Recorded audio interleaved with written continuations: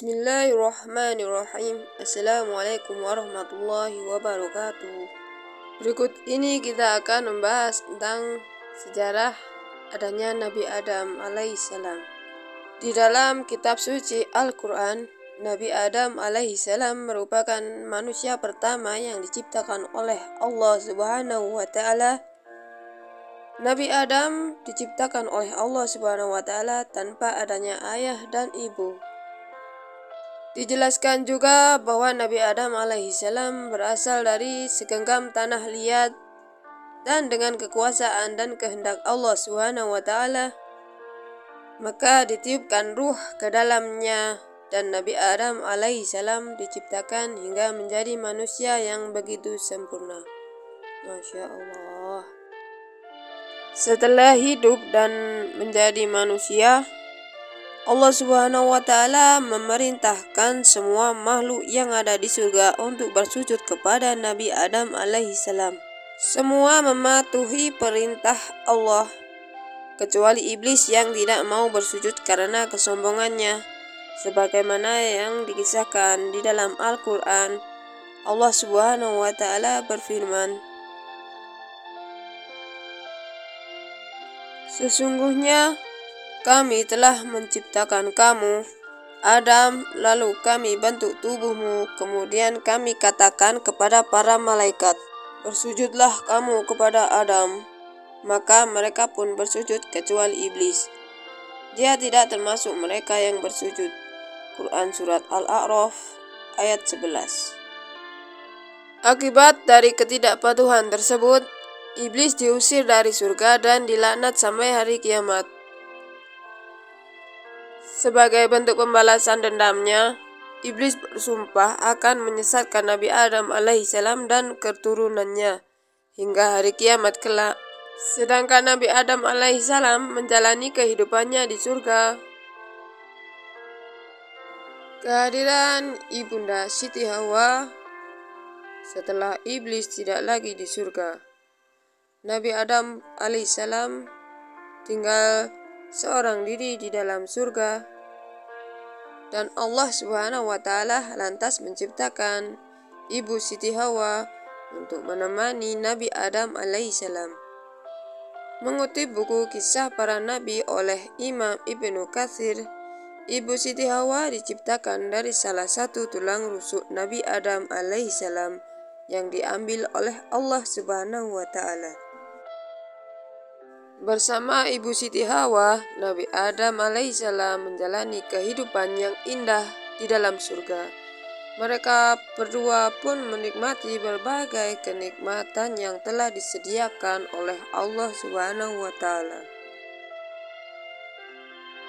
Terdapat satu larangan Allah Subhanahu wa Ta'ala kepada Nabi Adam alaihissalam dan istrinya Ibu Hawa, yakni untuk tidak memakan buah kuldi.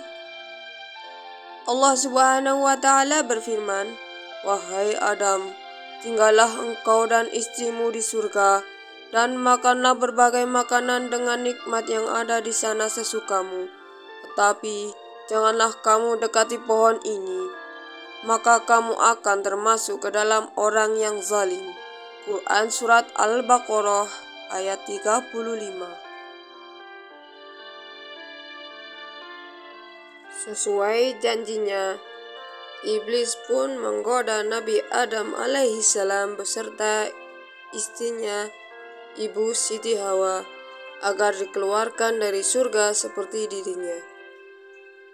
Iblis berkata, "Wahai Adam, sesungguhnya Allah melarang mendekati dan memakan buah dari pohon itu karena tidak ingin kemuliaanmu menyamai malaikat."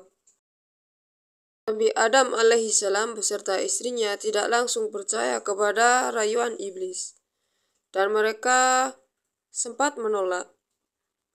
Dengan gigihnya, iblis menggoda Nabi Adam alaihissalam dan istrinya.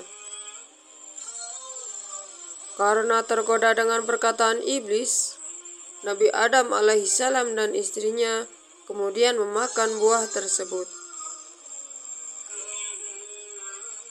Karena memakan buah tersebut, seketika itu Pakaian yang dikenakan Nabi Adam alaihissalam beserta istrinya langsung terlepas dari badan mereka. Dan mereka berdua seketika itu malunya tak terkira.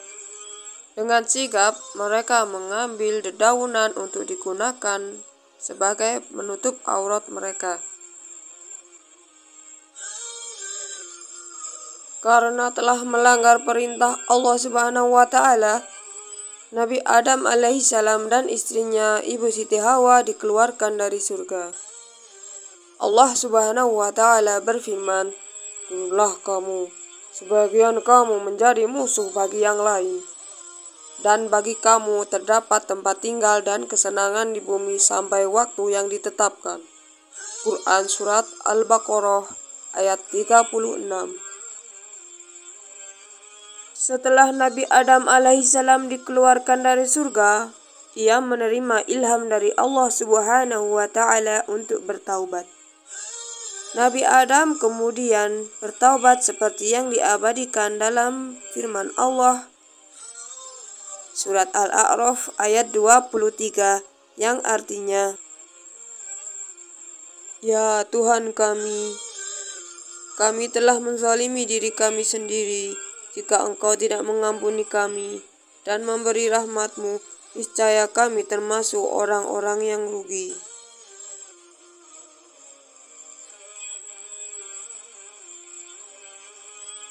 Allah Subhanahu wa Ta'ala menerima taubatnya Nabi Adam alaihissalam dan melimpahkan rahmat kepadanya.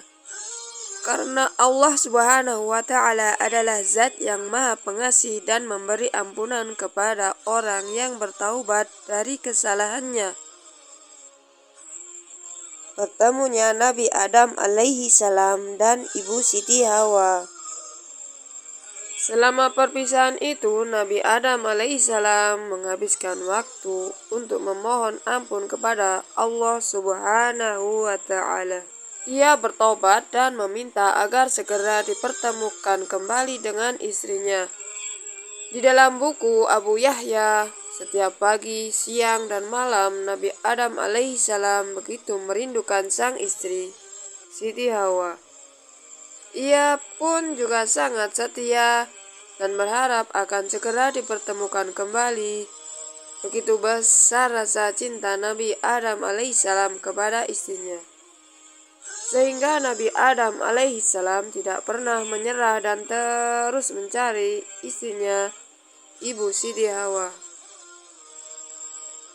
"Ya Tuhan kami telah menzalimi diri kami sendiri. Jika Engkau tidak mengampuni kami dan memberi rahmat-Mu, niscaya kami termasuk orang-orang yang rugi." Melihat kesungguhan Nabi, Allah Subhanahu wa Ta'ala pada akhirnya menerima taubatnya dan memberikan rahmat.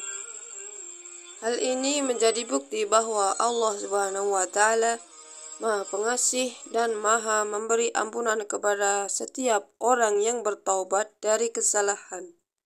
Allah Subhanahu wa Ta'ala melalui malaikat Jibril memberikan petunjuk agar menuntun mereka untuk saling bertemu kembali.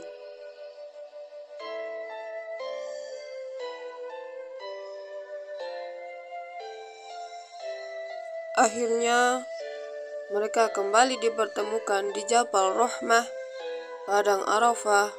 Setelah saling mencari selama ratusan tahun lamanya, Jabal Rahmah sendiri terletak di sebelah timur Padang Arafah, 20 km dari kota Mekah.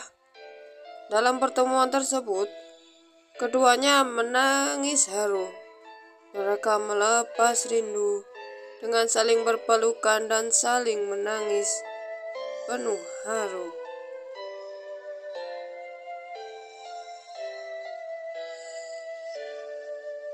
Selanjutnya, Nabi Adam alaihissalam dan Ibu Hawa memulai hidup baru. Keduanya tinggal di dalam gua yang sangat besar dan lebar. Gua tersebut terletak di dataran tinggi sehingga tidak mudah diserang binatang buas.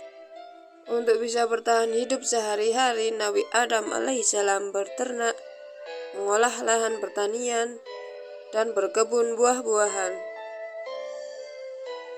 Nabi Adam alaihi salam dan istrinya Ibu Siti Hawa merasakan lagi sukacita dan kebahagiaan. Mereka menjalani kehidupan sebagai suami istri. Lalu mereka berdua melanjutkan kisahnya. Kemudian dikaruniai anak kembar bernama Khabil dan Iklimah. Tak lama kemudian lahir kembali sepasang anak kembar yang kedua dan diberikan nama Habil dan Labuda. Kini Jabal Rahmah menjadi salah satu tempat bersejarah untuk mengenang pertemuan Nabi Adam alaihissalam beserta istrinya. Lokasi ini menjadi salah satu destinasi yang paling banyak dikunjungi oleh jemaah haji dan umroh. Semoga kisah ini bermanfaat untuk kita semua, terlebih saya sendiri. Dan semoga semakin menambah keimanan kita.